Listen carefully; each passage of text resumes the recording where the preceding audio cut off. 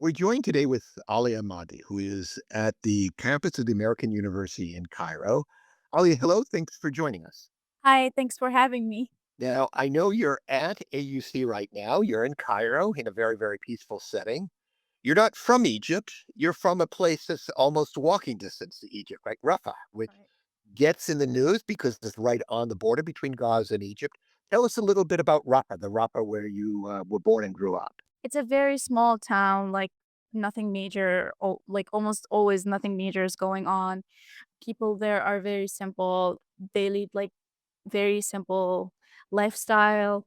I personally lived like my most of my life in Gaza City, not Rafah, especially my adult life, because there is the center of like my academic journey and like my voluntary activities. It took me like daily about 45 minutes to go to Gaza and then also come back home.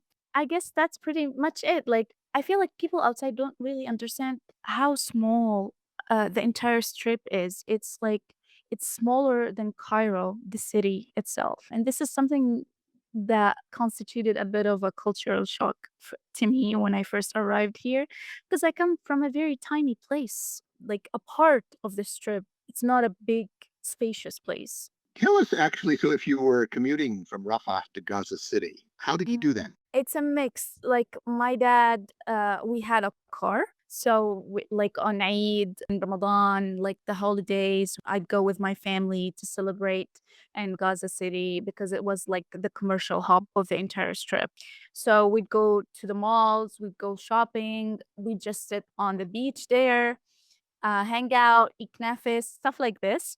And I'd also take the public transportation, like, every day at 6 a.m. going to my university because it was right, close to the beach in Gaza City. Like, there wasn't any branch, for the Islamic University in Rafah, so I had to go all of that distance for my university, but it was all worth it. Like, I enjoyed my time there very much. What were you studying at Islamic University? I studied English literature and translation, and I excelled in my studies. I was going to graduate the year the genocide erupted, and I was among the top 3 students in my cohort, and I was preparing for my graduation at the time. Okay, so this was you were studying English. Let me just ask you a question about your English. When I listen to you, you're clearly very comfortable in English, and yet you're growing up in Rafah, where English is not the prevailing language.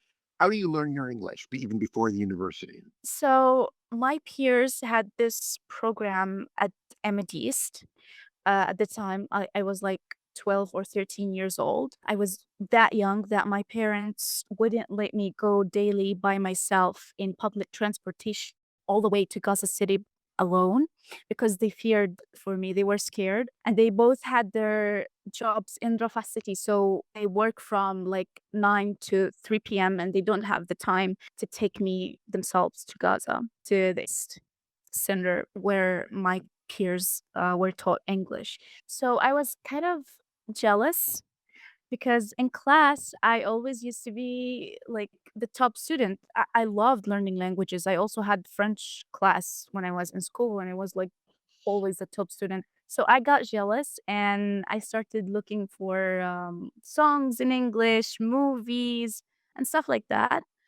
And I can say like 80% of my English learning journey is from American or British movies. That's how I learned English primarily. When I got to university, my first semester was a bit of a challenge to me because at that level, I would start reading academic papers and research papers. But it was only that semester, and then it just became easier than it was. You mentioned volunteer activities in Gaza City as well. What were you doing there? I volunteered with We Are Not Numbers. It's a small project that or initiative that was supervised by a bigger institution in Gaza that's called the Euromid Human Rights Monitor. And within We Are Not Numbers, our main goal and mission was to tell our individual stories because on TV, you see us as mere statistics. People don't get to know us, don't get to know like the dreams we had or the goals we set for ourselves. And that was our mission, to be the voice of those who were pushed and shushed in Gaza. So let me follow up on that question. I mean, you're not in Gaza now, and I do want to ask about how you got out and that part of the story. But you're mentioning a series of institutions, Islamic University, Amadis programs in Gaza City. You're talking about Euromed. Um, this is all prior to 2023. Are you still in contact with people from those organizations or your colleagues who were involved in them? I mean, where are they now? What do you hear from them? Are you able to maintain contact with them? Yes, actually, some of them are here in Cairo. Some managed to evacuate to Ireland and got scholarships there to continue their education, and some, unfortunately, are still surviving in Gaza. The situation there is dire. I know, like one of my closest friends, she's been trying to secure seize a scholarship outside just to manage to flee the genocide. This is my community now. We are dispersed in different parts of this world, each in different city. Could you tell us what happened to Islamic University? Oh yeah, it was carpet bombed pretty much the first few days of the genocide in October 2023. But then some of the buildings were still standing. So during the massive ground invasion in Gaza City, especially, people were moving into different places. Whenever the army, the IDF, gets out of like an area, they move into it. So one of the blocks they moved in was the block where the Islamic University is, and it became basically a shelter. The Islamic University used to be one of the biggest libraries in the entire strip, but unfortunately, some of them were burned during the bombardment. Some of them, desperate people used to lit fire and eat and warm themselves. And that was like in the winter of 2024. But recently, they also bombed it again. So I haven't seen pictures of it of the recent after the recent bombardment. But my friends who were in Gaza City tell me that the IDF was targeting it primarily to make people go south because they don't want them to seek shelter within these buildings. Prior to 2023, had you ever been outside of Gaza? No, never. In fact, when we evacuated, my mom told us to take only necessary items because we didn't have enough suitcases because it's not. I know people outside, it's like it's a natural part in their lives to go somewhere to travel every once in a while. It's not part of my culture, unfortunately, and especially after 2007, people started to only travel for necessary things. Like if one of your family members is very sick and needs an urgent procedure that's not done in Gaza, if they want to go for Hajj, which is like a religious pilgrimage or religious trip. And that's pretty much it. We didn't have this travel culture at all. Okay, so you're in Gaza, October 2023. You're in Cairo now. Tell us about your journey. It's not very far geographically, but it doesn't sound like it was an easy time. So It's actually miraculous. Like, I still can't believe it sometimes that I made it out because we'd been trying to evacuate for months, and I lived only 15 minutes away from the border. By the way, my grandfather from my father's side is a very big merchant. I heard stories about him all the time, leaving Rafah to northern Sinai to meet his friends and then come back again within the same day. That was fascinating to me because we'd spent 4 months trying to get our names registered in the travelers list, and like with no response. I was crying all the time because like I had so many good things that I wanted to achieve in my future, but all of a sudden the entire um, the entire world was collapsing in front of my eyes. So I was crying and praying the whole time that if it's good for me, then inshallah I will get outside with my family. One day, It was actually a Wednesday. We were sitting in my home. There's no electricity. There's no AC. It was April. My mom was fasting and she was sitting on the table breaking her fast when when a sudden explosion took place and the windows shattered, the doors were open, and there was gunpowder everywhere. I was nearly suffocating. I was laying in on the bare floor to cool myself down, and then all of a sudden, my room was like it was full of gunpowder that I couldn't breathe. My little siblings started crying. It was pitch dark. We couldn't understand where was the target or what were they hitting. And at the time, I told my mom, we need to evacuate our house and go to my uncle's. My father wasn't home. He was in his hospital shift. My father is a surgeon. My mother said, no, just stay still and calm down. And the Israelis have this habit of if they bomb a place once, they'd bomb it again. So I was scared. There's no way I would calm down. And then this is actually one of my stories that made my belief in God stronger than ever. My mom sat down, calming my little siblings, and then she started praying and saying, Allah, if this is good for us, if like getting outside of this trip is a good thing for us, make it happen. It was a Wednesday. We left on a Friday. I don't know how. We're still in shock whenever I discuss this with my family. We still can't believe that this happened. So we went in the buses on Friday uh, since 6 a.m. and we managed to take a car to Cairo and we arrived Cairo at 4 a.m. on Saturday.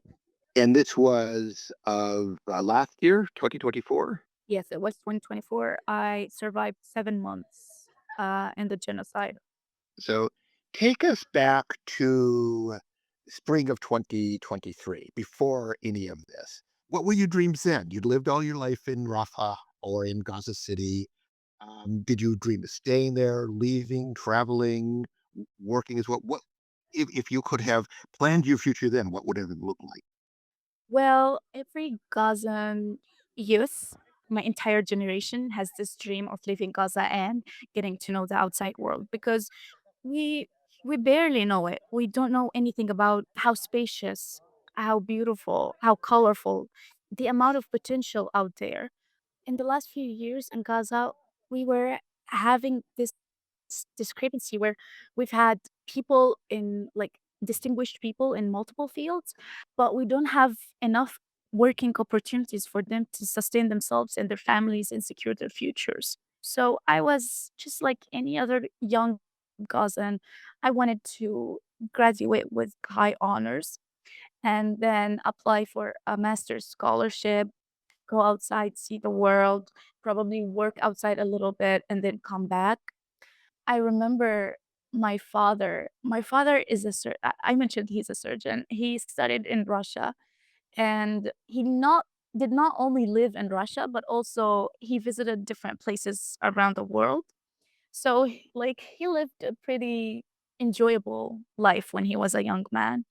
And whenever me and my sisters tell him that, "Okay, dad, you just went outside, just let us live outside," he's like, "No, no, you go for educational purposes and then come back here."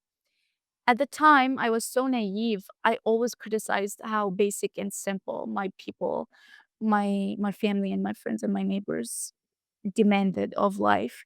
They just wanted to get a good working opportunity, have a safe, secure place to call home and raise their children, and that's it. They didn't ask much. But now I understand that it's their rootedness and their belonging, their sense of belonging to this land, and their feeling that they're responsible to make it a better place is what makes them confined to it and wanting to stay in it. So I'd say my dreams in 2023 were traveling, working, and seeing life outside, but my dreams now are pretty much different. I just want to see my Palestine flourishing and my people flourishing and living safely the life they deserve to live.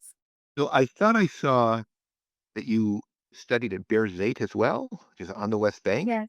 Is Yes. how did you get there, and can you tell us about that? I actually didn't. It was just a transitional period because when our universities were bombed, of course, like the entire like all the universities in the strip were carpet bombed, not just my university. So the universities in the West Bank decided to have this initiative to cooperate with the universities in Gaza. So they had their online website where they published their courses on, and they gave us this option to register. And I studied for a while, like the summer period that I missed. But then when I got accepted into AUC, I just left my online studies and then started here. And you and your family leave. Who leaves in your family? Is everybody able to get out? Your whole nuclear family? Are there relatives? It's just me, it's just my mom and my sisters and my brother.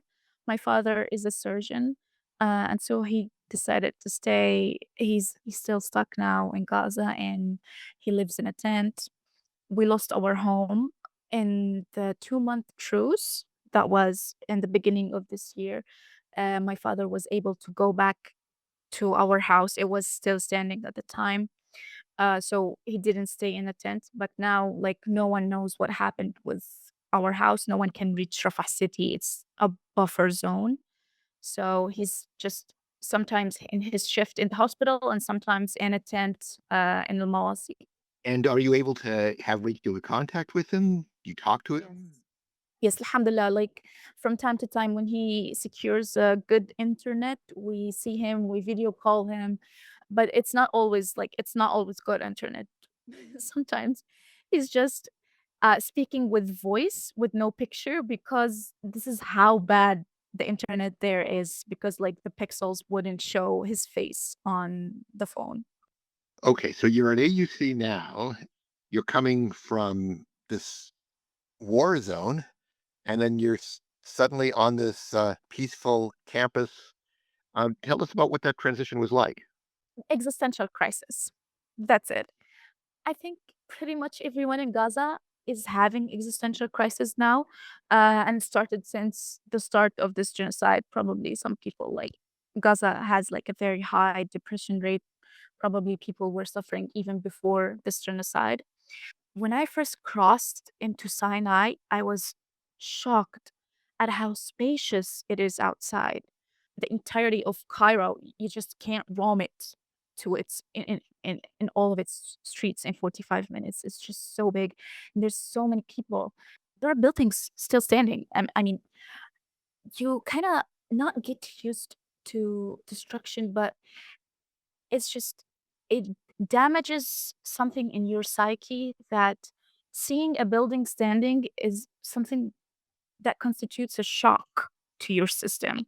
Sometimes I feel like it's just indescribable, and I am someone who takes refuge in writing. I like to journal. I like to use words to express myself, but there's no eloquent or proper way to describe what it feels like to get outside of that place, that of that slaughterhouse, like literally. It's just I can't express how I feel, honestly. Well, tell us what it's like with your other AUC students. If you were to walk into my classroom at GW, I wouldn't bat an eye. The way you express yourself, okay, just another student.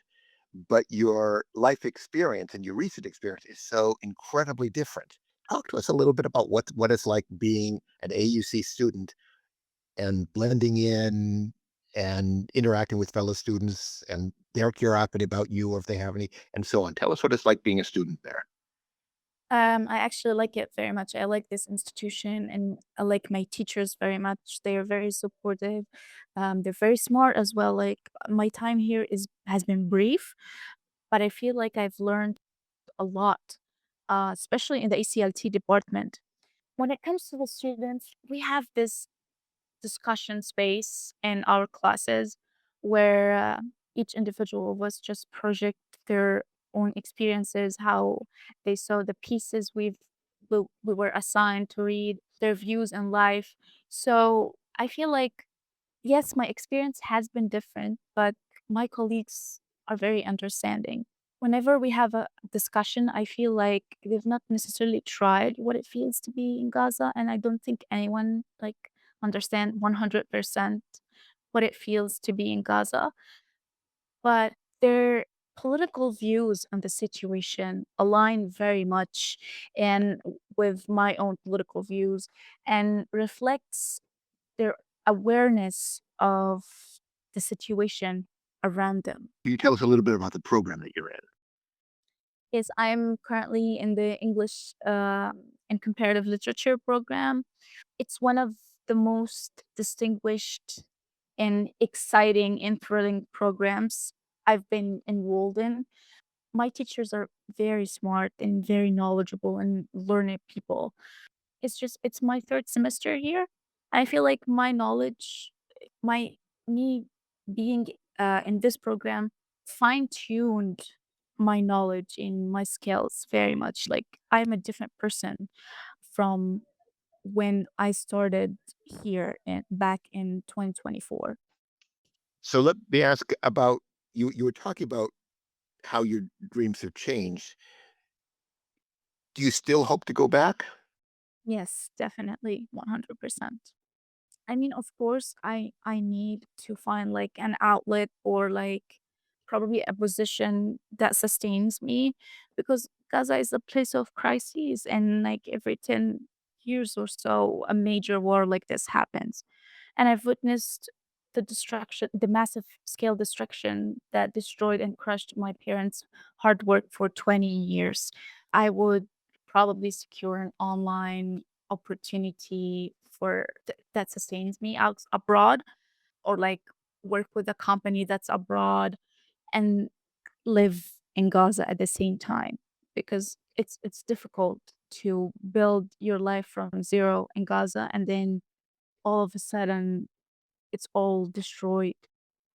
Have you been able to travel outside of Cairo, or is it just No, not yet. not? So do you hope to?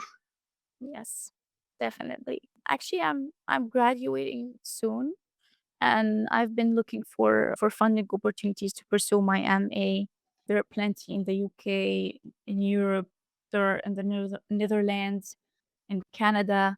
So I still don't know where exactly I am heading, but I'm praying somewhere good, somewhere where my hard work pays off, I guess. An environment that hosts me and like is affiliated with me. And on your LinkedIn page, which is how I found you say you're a storyteller. So tell us a story about your storytelling now. What is it that you like doing? What is it you envision doing? Well, back in Gaza, this is something I'm not sure if I mentioned, but I was a student of the late Rafat Larair, and I was a part of a program that was directed by Glasgow University that's called Culture for Sustainable and Inclusive Peace. And back in Gaza, we used to go outside somewhere on the beach with Dr. Rifat and we'd present our pieces. Some of us would write poetry, some of us would write fictional stories, and he would assess and evaluate them, not in a teacher student manner, but in a friendly manner. He was our friend more than our teacher. It was one of the best experiences in my life. And now I think storytelling is more important than ever because it adds this human aspect to these statistics that appear on TV. I was in that project that's called We Are Not Numbers, and I I wrote multiple stories. One of them was war education, and it was actually it echoed globally. People read it from different places in the world, and it got translated into Spanish and published on the UNRWA website. I was so young at the time when I wrote this piece, and I remember how proud I was and how proud Dr. Rifat was when I shared this as like my achievement. And tell us about this Dr. Rafat, who was your mentor. I think that I wouldn't be able to meet anyone who's this great in my life ever. Dr. Rifat was the teacher that I've always dreamed to have. When I was a kid, I didn't like school that much, not because I didn't like studying. I was top student always, but I didn't like how my teachers were indoctrinating everything to us without letting us use our critical thinking skills. But when I got into university, lectures with him are just different. He's so smart that whenever we discuss a work of art, he would add his perspectives and his viewpoints, things that I wouldn't even think about. He presents always different and original thought in his lectures and classes. And beyond the academia, he was also a very great human. He was a friend to us. He would take us, like I've mentioned, to the beach. He would always make sure that we eat the best food. He would bring figs and grapes. He would get us delicious meals and just sit and chat and talk about his childhood, talk about when he was a student in college. He's just phenomenal. Like, I don't think I'd ever meet someone this great in my life. And where is he now? In heaven. You want to tell us about that? So I received the news very late because at the time, there was like a total blackout. It was for 2 weeks or something. We didn't have electricity. We didn't have internet. We barely knew the news. We didn't know much about what's going on around us, just hearing bombardments here and there. And I remember it was like 12 a.m. and it was freezing. It was December. I managed to climb our window to like to let my phone catch the internet from our neighbors because they gave us their internet password because we didn't have any at the time. And it was like 5 minutes of me logged in. I see a picture, an illustration of him by a cartoonist on Mondovice, I think, with him holding a pen and wearing a kufi. I didn't read what was saying, but I knew exactly that the news are bad. I couldn't read, I couldn't ask anyone, I couldn't talk to anyone. And I told my mom. I was very shocked. Actually, that night I couldn't sleep because I remember me and my friends who were also students of his, we had this awareness. We understood that he's in danger, but we never dared to imagine this scenario coming. It was difficult. And I didn't know any details about his assassination at the time because I couldn't breathe, and then there was like the blackout. I couldn't connect to the internet whenever I wanted. I knew details about his assassination later, when I managed to cross into Egypt and read about it. It was actually a bad coincidence as well because when we crossed into Egypt, I slept. It was 4 a.m. I slept and then woke up and got my phone and saw that they killed also his daughter and her husband and her newborn. So it was difficult for me to process the grief of losing him. And I still like, I think about it a lot now, especially that I'm finishing my studies. He taught me a lot. He shaped me. And not just me, also my other colleagues, most of them, they say the same. He was just different. Mm. Thank you for sharing that. That w- that was difficult for you to tell, and I'm sure it will be difficult for people to hear. But thank you. Yeah. Whenever I want to speak my thoughts out, it's because English is my second language. I feel like it doesn't come out as cohesive as I'm thinking of it. No, I know how that is when I try to speak Arabic, and my Arabic is about 10% of your English. So So I don't know, like I don't know how I did. Probably if I go back and listen to myself, I know how to evaluate myself on how my answers were. this isn't an oral examination. This is an opportunity to tell a story. And I think you did so incredibly effectively. Thank you so much for having me. It was nice meeting you and getting to know you. It was like a pleasant hour. Thank you so much. Okay.